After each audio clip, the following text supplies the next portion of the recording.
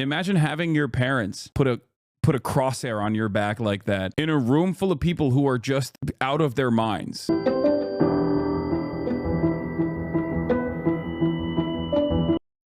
Oh, HasanAbi head in the news. His dad is in prison for January 6 crimes. He doesn't want Trump to pardon him. Oh my God. Repping the merch and everything. That's crazy. All right. Let's take a look. If Trump pardons your dad, what's your biggest fear? You know, just getting shot in the street. I don't know. By your father? By my father, by someone he knows. There's a bunch of people that I don't know, and I don't know their intent. So, you want to help me lift this? Sure.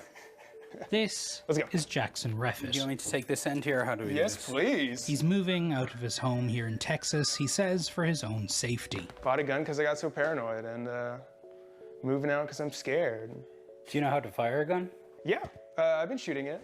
Do you have it on you right now? Yeah, I have to wear it around the house kind of often just to get used to how it feels. Okay. But I'm part of the, like... Jackson's dad is Guy Reffitt, who is a member of the Texas 3%er militia. And I just kept going, go forward!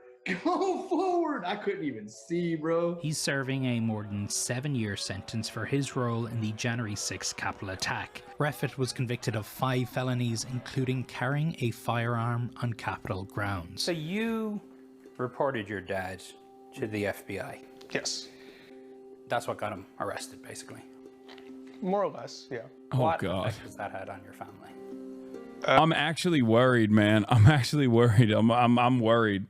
This is truly terrifying. I'll be honest. It's destroyed it.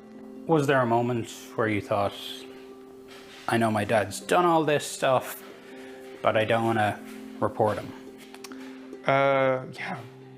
I still feel horrible, of course. Like, I can't get over it, but I don't regret it. When was the last time you spoke to your dad?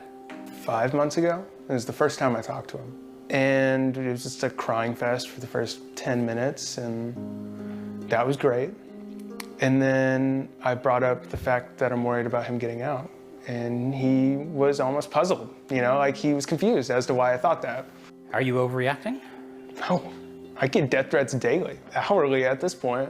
Unbeknownst to us, it was our 18-year-old son who turned his dad in to the FBI. Why? My son is a declared democratic socialist. Jackson's... They've like abandoned this person.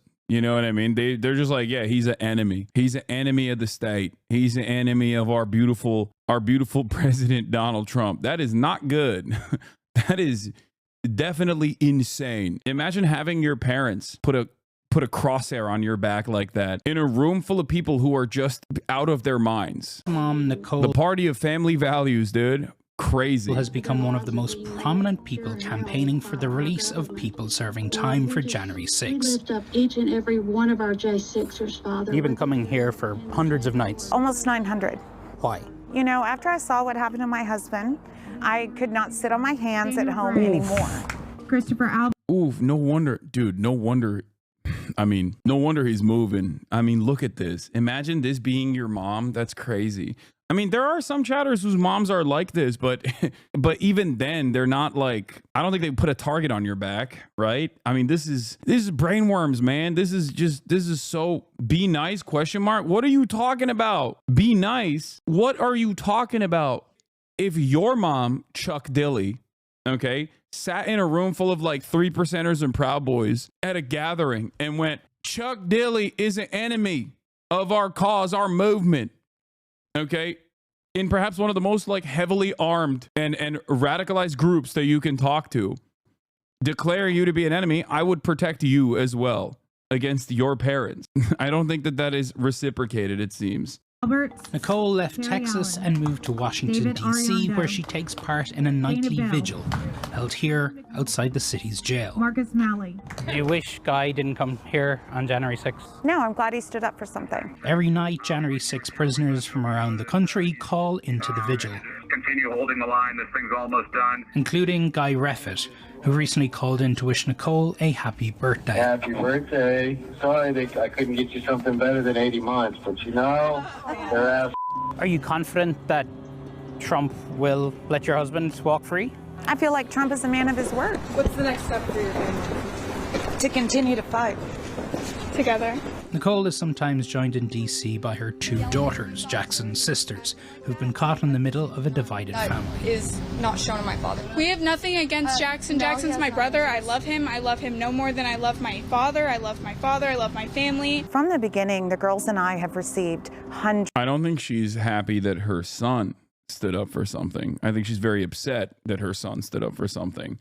She's happy that the dad stood up for Donald Trump because I think she loves Donald Trump more than she loves many things. But I mean, you can kind of tell when someone is bricked up here a little bit. If they're, I mean, at this point, like if you got a like a little Jesus wagon thing going on with like a megaphone where you kind of carry that around everywhere, it's just like you need like a factory reset or something. Hundreds of mailed death threats.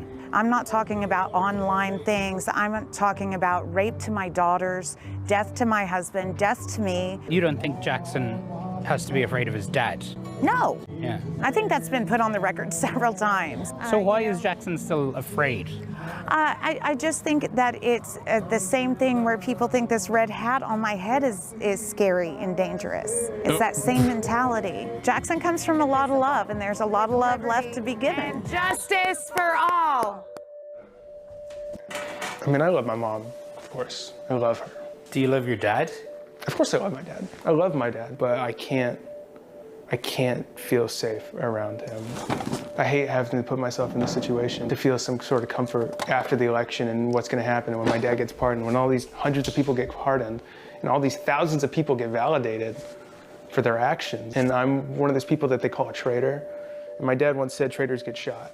So that's been ringing in my head for years and years and years. In a message from prison, Guy Reffitt said that Jackson has never had anything to worry about from me, and he will never have anything to worry about from me ever.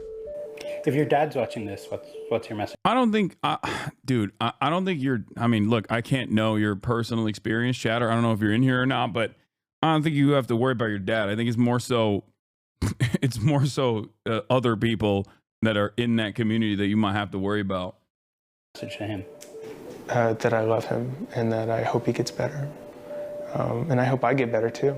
I hope I grow out of this paranoia right now. And that I really thought what I did was right. I thought I did what I did to protect him and my family and the people around him and the people he could have hurt.